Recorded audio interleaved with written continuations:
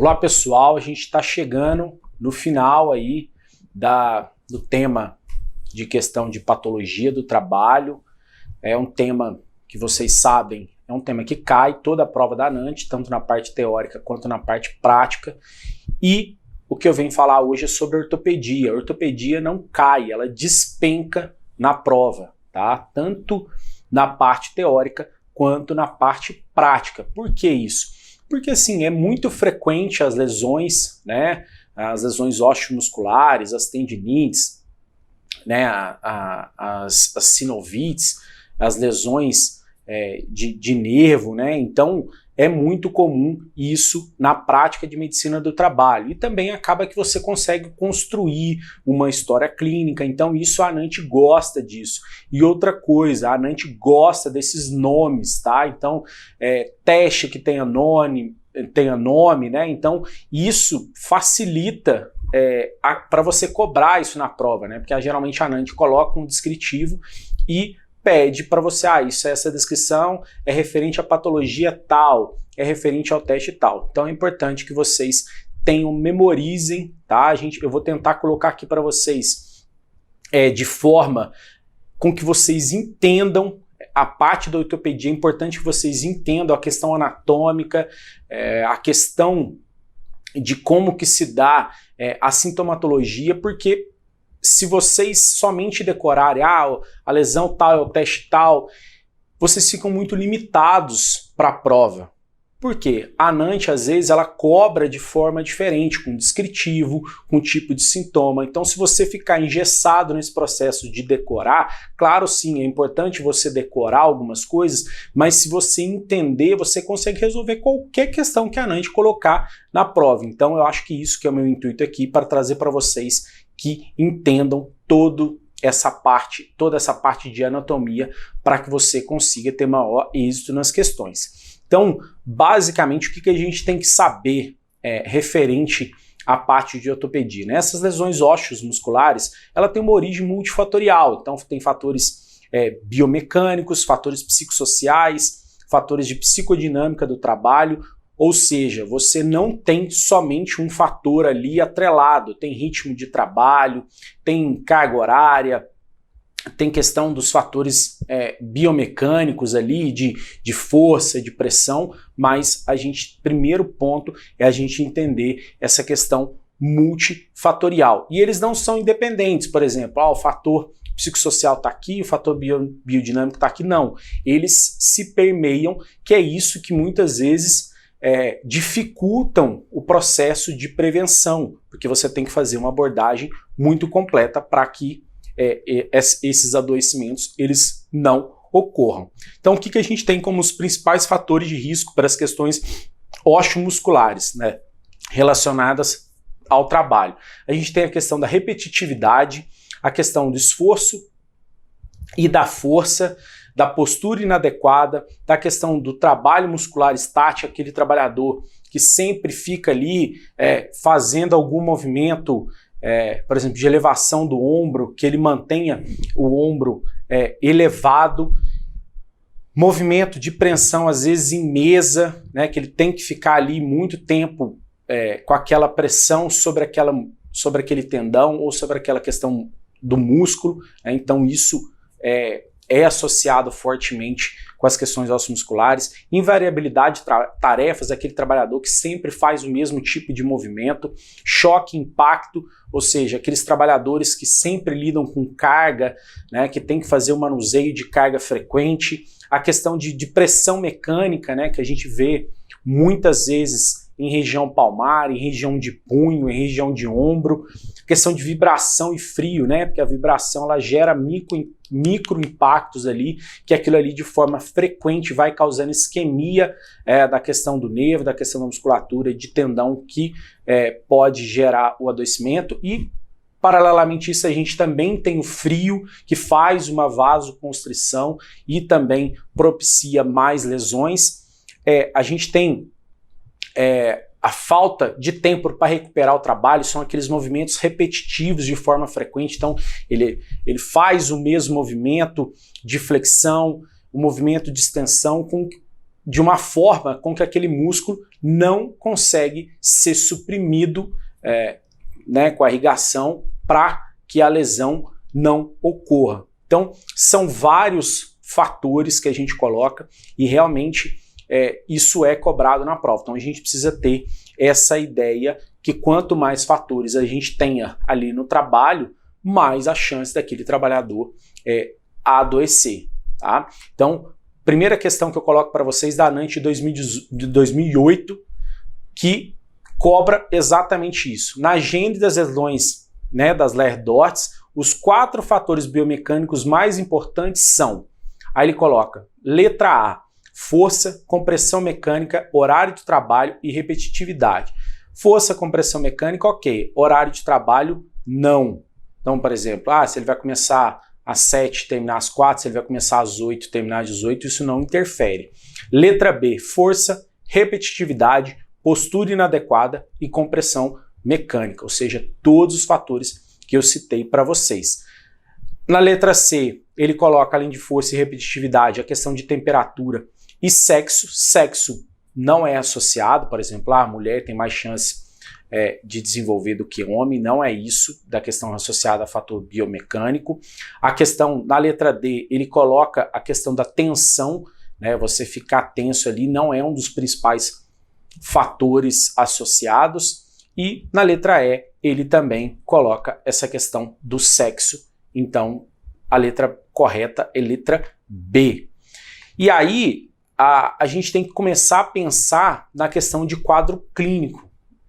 O quadro clínico das LER-DOTS é muito difícil, porque geralmente ele é um quadro que inicia de forma insidiosa, ele geralmente fala de peso em membro, ele fala um pouco de cansaço, que evolui para dor, que é aquela dor intermitente, ou seja, ela vai e volta. Então, a gente tem múltiplos fatores e múltiplos sintomas de uma forma muito diversificada, que acaba confundindo e acaba dificultando a gente fazer esse diagnóstico. Então, a gente tem, às vezes, a dor espontânea ou a questão da dor à movimentação. As questões sensitivas são muito importantes, principalmente nas síndromes compressivas, ou seja, comprime aquele nervo ali, você acaba gerando essa questão de parestesia, principalmente no trajeto do nervo, e aí as pessoas, os trabalhadores relatam choque, agulhada e essa alteração de sensibilidade e até mesmo a dificuldade de utilizar aquele membro, de fazer o tipo de movimento específico. E aí eu vou colocar aqui para vocês quais são as condutas que a gente toma frente a essas patologias. Isso serve para todas que eu vou falar para vocês. Por quê? Você enquadrou aquele trabalhador com LER-DOT, que são tudo isso que eu vou colocar aqui para vocês, todas essas patologias, a gente precisa conduzir de forma semelhante o trabalhador, que é primeiro, a gente informar ele que ele teve uma lesão, que a lesão foi relacionada ao trabalho por conta do fator X, Y ou Z. E aí você examinar todos os expostos, fazendo aquela vigilância ativa, buscando outros trabalhadores ali que possam também estar adoecidos, notificar. Tá? Por que notificar? Porque a LER-DOT entra naquela lista de notificação compulsória. Então, as LER-DOTs você precisa notificar. E aí, como é a questão relacionada ao trabalho, você precisa emitir a CART e, além disso, orientar o empregador para que ele melhore aquele ambiente. Tem que mudar isso, essa frequência, essa repetitividade, essa organização de trabalho, essa questão psicossocial, psicodinâmica, para que você consiga evitar futuros adoecimentos. Agora a gente entra na questão de mononeuropatias compressivas. Então eu dividi para facilitar o entendimento de vocês essas questões, da parte que acomete a questão dos nervos, a questão que envolve posteriormente a questão dos ligamentos, que a gente tem aí as sinovites e as tendinossinovites para facilitar o entendimento de vocês. Então, o que são as mononeuropatias compressivas? A gente tem que entender aonde aquele nervo está sendo comprimido e aonde que se aquele nervo, aonde que ele inerva, vai geralmente nos dar ou acometimento muscular, ou seja, aquele músculo que é inervado para aquele nervo, ele acaba sendo acometido, e também a questão sensitiva. Então a gente tem uma figura aí que mostra para vocês as várias camadas da questão do nervo, né? Então a gente tem o endoneuro, o epineuro. O que eu queria colocar isso para vocês? Isso não cai na prova, tá, gente? Mas para vocês entenderem que, de acordo com a compressão, da intensidade da compressão do nervo, a gente vai ter só dor, vai ter só parestesia.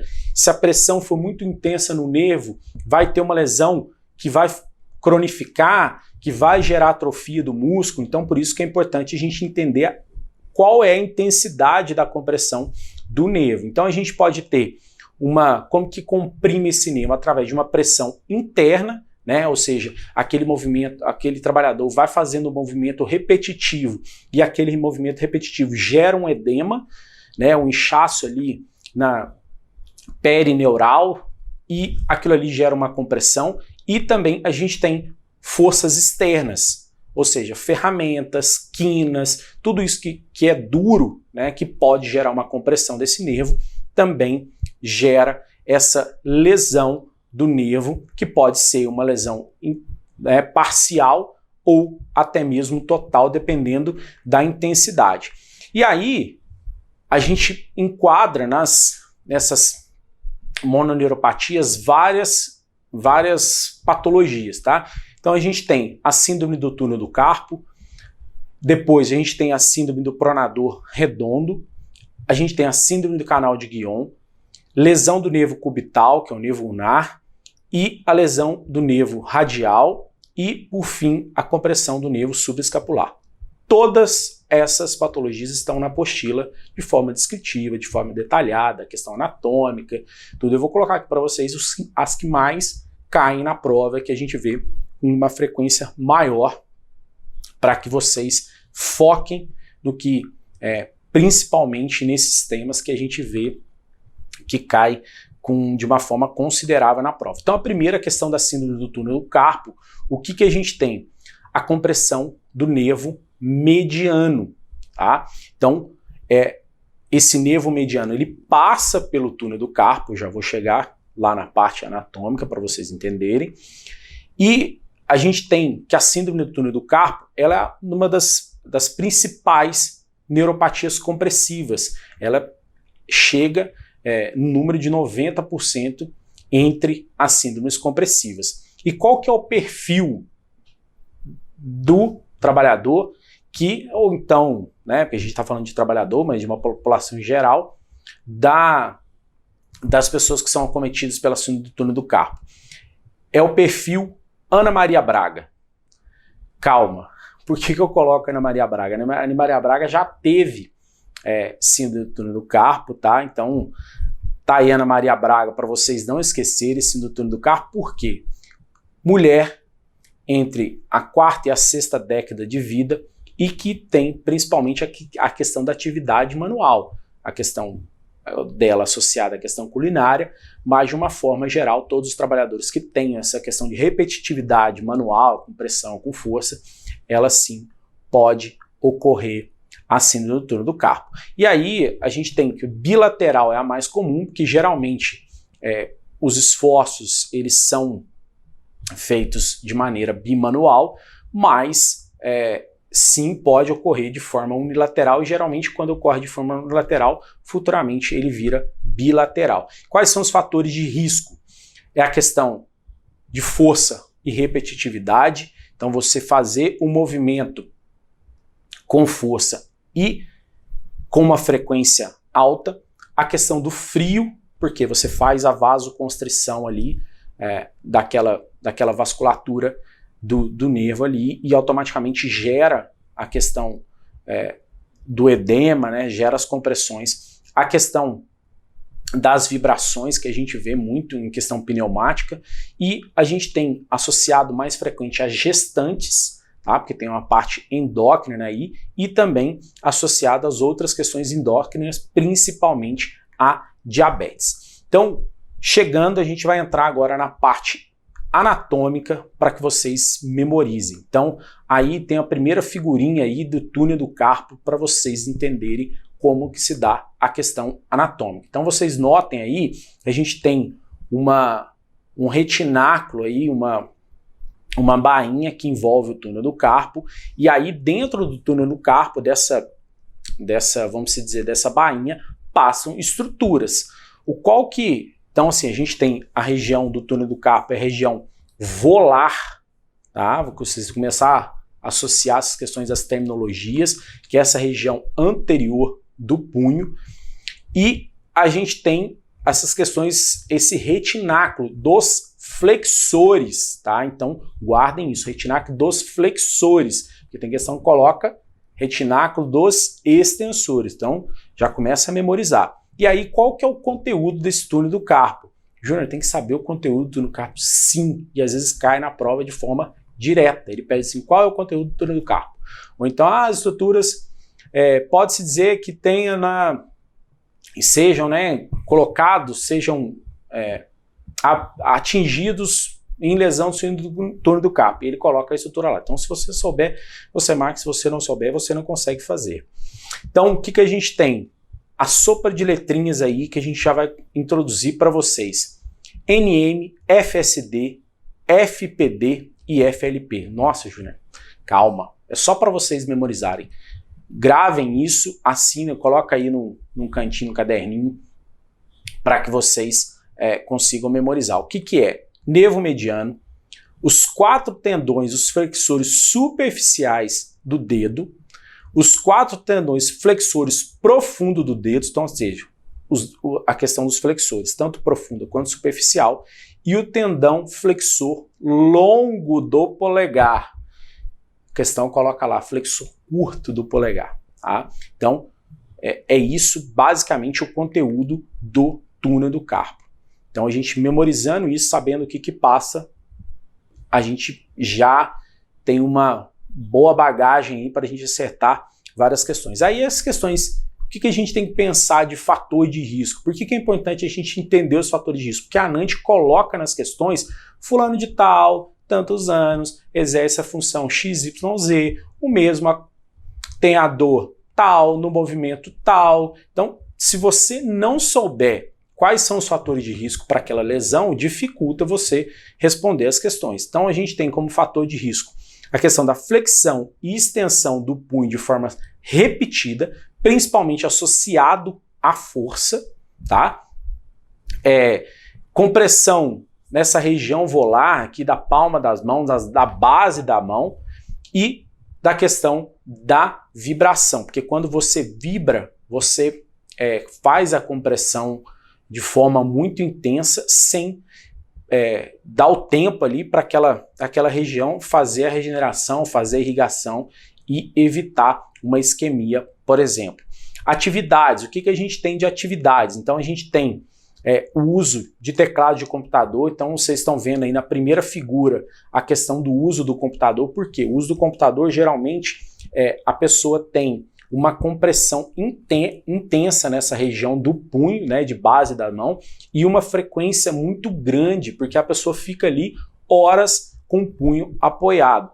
Outro que a gente tem é a questão das costureiras, né, porque as costureiras também ela tem essa questão da força que ela utiliza ali muitas vezes, e esse apoio na base das mãos que a gente está vendo aí. E, por fim, a gente tem as questões nos frigoríficos, que são os trabalhadores de abatedouro, que eles fazem esse movimento de flexão, extensão do punho na questão ali, para desossar geralmente as estruturas, e isso, então fazem um teste aí com vocês aí, faz umas 10 vezes aí a flexão do punho, você já começa com uma certa força, você já começa a sentir dor nessa região. Então a gente guarda essas funções, baseado nisso você já começa a pensar em qualquer outro tipo de atividade que relaciona com esses tipos de movimento. E aí a gente tem a questão do quadro clínico.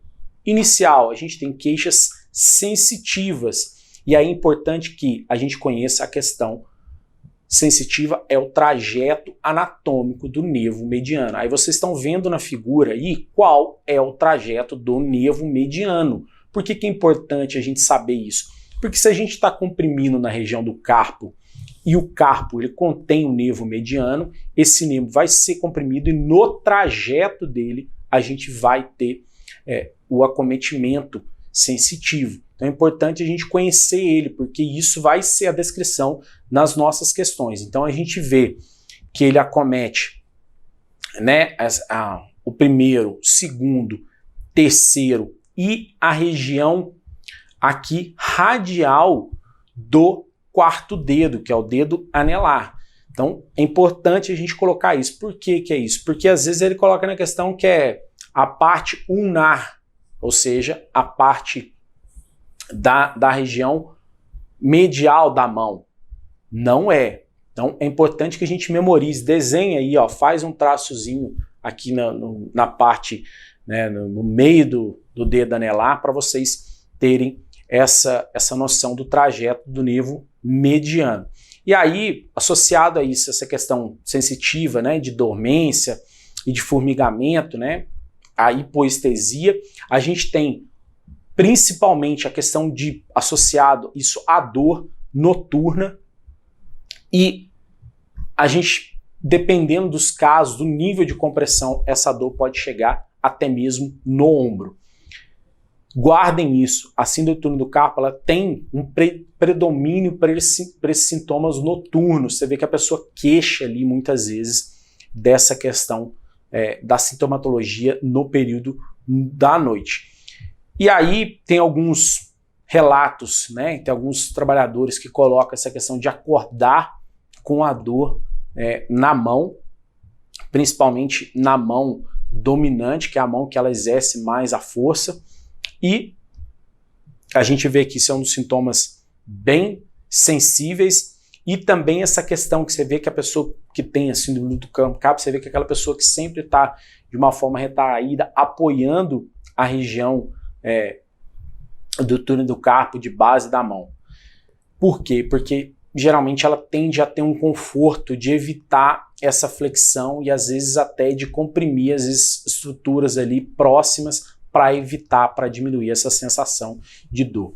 E aí a gente entra numa questão de exame físico para a síndrome do túnel do carpo. Exame físico, ortopedia é igual a exame físico. Então é importante vocês memorizarem. O que a gente tem? A gente tem vários testes associados à questão da síndrome do túnel do carpo. É importante vocês não só saber o nome, mas saber a descrição do teste, porque às vezes nas questões ele cobra a descrição do teste. Então se você memorizou somente síndrome do túnel do carpo, Fallen, e aí chega lá e ele escreve o Fallen para você. Se você não souber como que faz a manobra, você não vai conseguir responder a questão. E aí, porque esses testes que são feitos na síndrome do carpo são testes provocativos, são testes que você geralmente faz para tentar simular aquela compressão ou até mesmo intensificar aquela questão da compressão. E aí a gente pode notar uma questão de uma hipotrofia em região hipotenar. Aí você fala assim, Júnior, mas você falou que o nervo mediano acomete essa parte mais radial da mão e agora você está falando que a parte hipotenar, ela é atrofiada, né, assim, do túnel do carpo? Sim. Por quê? Porque a inervação sensitiva a gente tem nessa região da mão, mas a inervação dessa região, da região hipotenar é feita pelo nervo mediano, então acaba que ele é atrofiado também. E aí acaba que esse movimento, muitas vezes esse movimento de pinça que a gente tem no indicador do polegar também é acometida por conta dessa questão de limitação muscular. E aí a gente tem o primeiro teste que a gente vê é a questão do Fallen, que a gente solicita pro trabalhador ele faz uma flexão completa do punho a 90 graus. Então fazem aí. Sugiro que não façam isso se vocês estiverem em um ambiente muito aberto aí, ou um ambiente muito movimentado, senão as pessoas vão achar que vocês são loucos. Mas não, vocês estão só querendo ser aprovados na prova de título. Mas vamos lá. Flexão completa de punho a 90 graus, não forçada, tá? Então, ou seja, não existe o examinador fazer a pressão ali para intensificar. Não, o próprio trabalhador faz isso a 90 graus e mantém em torno de 60 segundos. E aí, o que acontece? É a gente tentar fazer um teste provocativo, né? Simular aquela compressão, intensificar aquela compressão. E aí, vocês estão vendo na figura aí, o que o trabalhador sente? As pessoas colocam, eu sinto dor. Não é dor. Por quê? A gente está pensando na compressão do nervo. Então, ele não sente a dor no punho, na região do túnel do carpo. Ele vai sentir dor ele vai sentir a questão dor não. Parestesia no trajeto do nervo. E aí a gente tem o Fallen invertido. As pessoas tendem a confundir, acham que o Fallen invertido é assim, o Fallen normal é assim. Não. Esse aqui é o Fallen normal e esse aqui é o Fallen invertido. Então, ou seja, você faz a extensão do punho a 90 graus com a extensão dos dedos e empurra de forma ativa, né? Ou seja, o próprio trabalhador faz e permanece em torno de 60 a 120 segundos para que ele também simule essa questão da compressão. E aí a gente tem o teste, é o que eu coloco para vocês, não é dor, é essa parestesia, esse formigamento no trajeto do nervo mediano. Então, geralmente coloca lá que o teste de Fallen é dor. Não é dor. É questão de parestesia, de formigamento no trajeto do nervo. E aí a gente tem o outro teste que a gente coloca, que é o teste de Tinel. Tem vários, as pessoas falam de várias formas. Mas o que vocês estão vendo na figura, o que consiste o teste de Tinel, sinal de Tinel? Não é um teste específico para síndrome do túnel do carpo. A questão do sinal do Tinel, ele pode detectar qualquer nervo irritado. Então consiste na percussão. Então qualquer trajeto de nervo que tiver inflamado, o sinal de Tinel ele pode ser utilizado. Aí o que a gente faz? A gente faz essa leve percussão com o trabalhador com a mão espalmada em região de punho, e aí ele vai relatar essa questão do choque na distribuição do nervo mediano. Outro teste, um pouco não é tão comum, mas é o teste de Durkheim. O que é o teste de Durkheim? É você pedir para o trabalhador manter a mão espalmada, tá? Os dedos em extensão, e aí você aplica uma compressão na região do túnel do carpo, permanece em torno de 30 segundos e os sintomas são semelhantes, dor no trajeto do nervo. O diagnóstico da síndrome do túnel do carpo, o diagnóstico é basicamente clínico, apoiado pela eletroneuromiografia, para você fazer uma confirmação e também avaliar toda essa questão desses fatores de risco. E aí, gente, nessas partes de ortopedia a gente não fala muito de tratamento, isso não é cobrado na prova, mas geralmente é cirúrgico ou ele também pode ser conservador. E aí a gente tem uma questão da ANANT de 2018. O que a ANANT coloca? Sobre a síndrome do túnel do carpo, podemos afirmar, letra A, uma neuropatia resultante da compressão do nervo radial. Para por aí, porque é o nervo mediano. Letra B, o túnel do carpo é um túnel osteofibroso, inextensível, definido como espaço situado entre o retináculo dos extensores. O que eu falei para vocês? Retináculo dos flexores. Letra C, o nervo mediano é acompanhado pelos 4 tendões dos flexores superficiais dos dedos, os 4 tendões dos flexores profundos dos dedos e o tendão flexor curto do polegar. O que eu falei? É longo do polegar. Por isso que aquelas sopinha de letras lá é muito importante. Letra D. A pressão no interior do túnel do carpo aumenta em extensão e flexão do punho. Os movimentos repetidos em flexão e extensão do punho, assim como flexão dos dedos e supinação do antebraço, você considera como fator de risco. Então, é isso que é o correto. Então, nessa questão é letra D. E por fim, ele coloca sinal de Tinel. O teste é positivo se o paciente percebe dor. Não é dor. O paciente gera essa questão de hipoestesia, de parestesia, de formigamento no trajeto do nervo, tá?